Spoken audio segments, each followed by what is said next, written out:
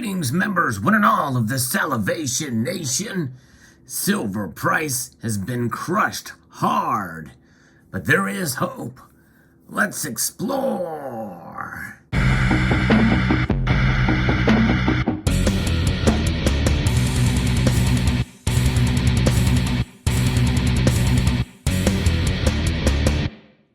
As I record this video, there's been a shellacking in the silver price. And there's certain words we can use. It's plunged dramatically. It fell very hard, but crash is not a word that I would use for the drop in silver's price. We did see that in March of 2020 when silver's price literally fell below $12 an ounce. We're not there yet, although if we see more days like we saw today of exactly 2.75% a move to the downside in silver, then it would be considered a crash. This is the beginning of a roller coaster ride to the downside for silver. Where the bottom is, we really don't know, but I think we're close to it, if not there. I believe that probably $21 or $20 is a good solid resistance level, but you never know.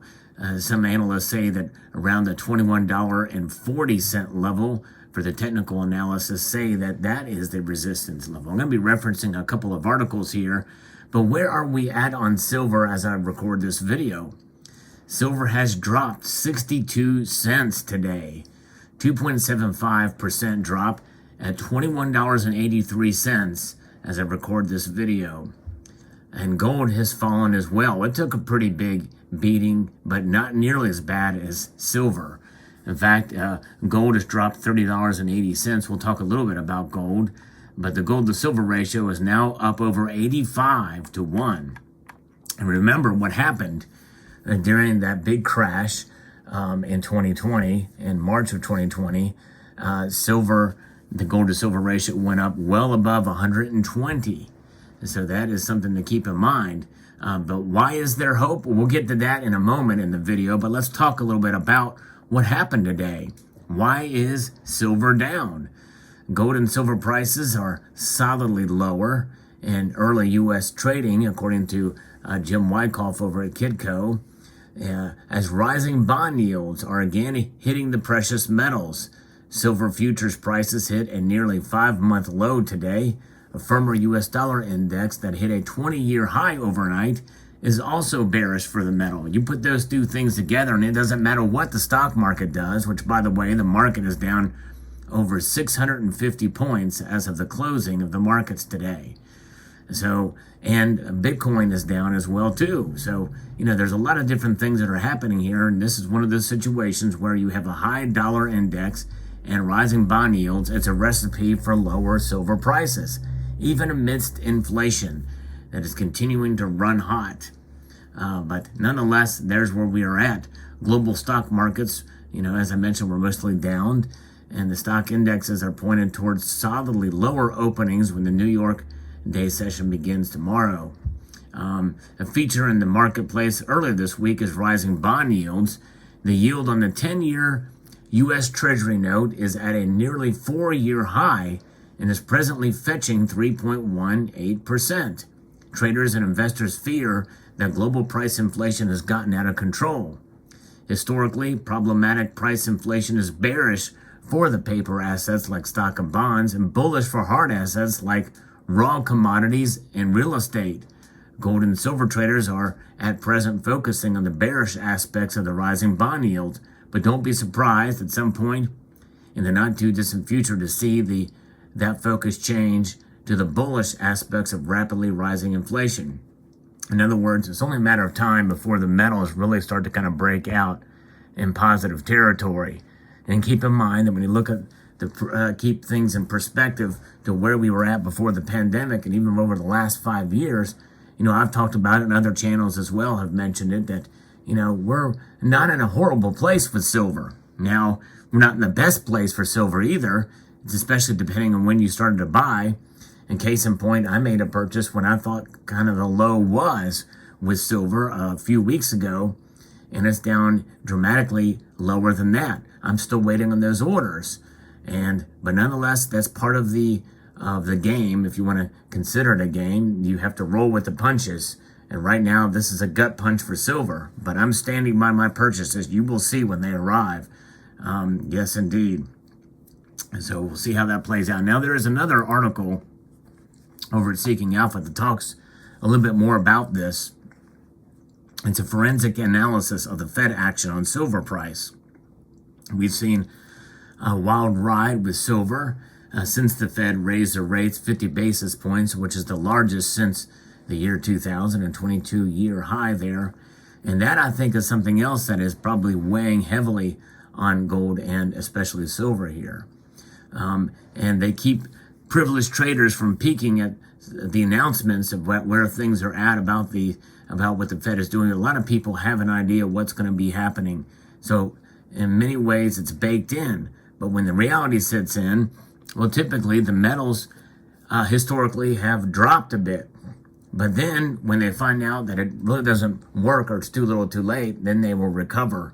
And this is one reason why I'm still am bullish on silver and standing by my prediction of $29 per ounce by the end of the year. That sounds almost like crazy talk. A bunch more when it was considered to be a tepid or a reasonable prediction for the end of the year at $29 an ounce. But right now, given where silver prices are, it seems a little wild. But I think that more than likely, some of this stuff is going to come back to bite the markets, and we're going to see those prices spike up by then.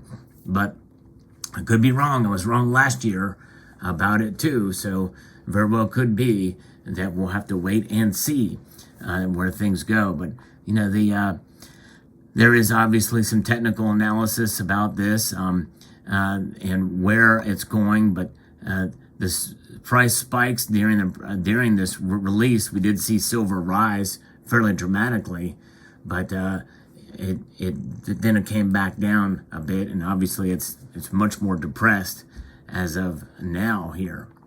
And you know, there's one of the announcements about these announcements that have little or no durable effect on the gold and silver markets in the long run. The price may jump all over the place, but the move can be reversed in as little as a few hours to a few days.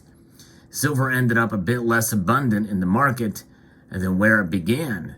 It seems that those who bought physical metal during the episode did not unload as quickly as speculators did.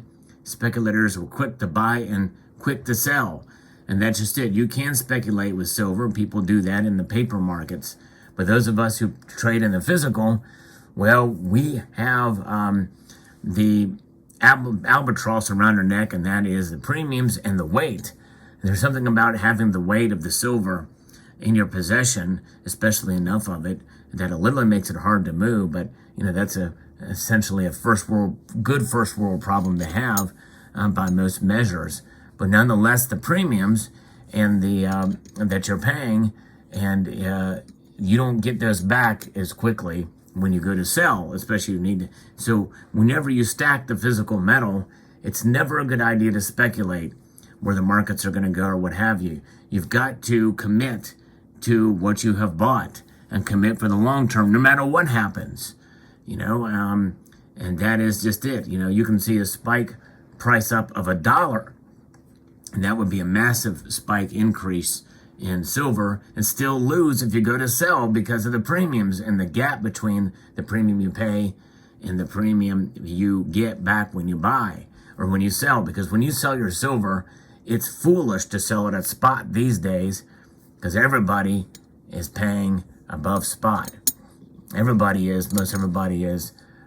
It's highly unlikely you're going to find somebody paying at spot or below. And that's trying to rip you off these days. So there's where everything is at. So the hope for silver is that it's going to recover. It's going to come around. What that recovery is going to look like, I don't know. But I believe that we are near a new floor. Where that floor is, I don't begin to guess. But my guess is that, you know, we're very close to it, $20. And in fact, I did a video not too long ago agreeing with some analysis that $21 silver is coming.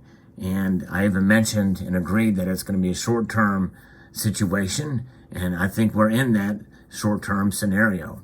So take heart, keep hope alive with your silver. And what's the best way to do that? If you're uncomfortable buying, thinking it's going to go lower, then just hold on to your silver. Whatever silver you have, don't sell it. You only lose if you go to sell.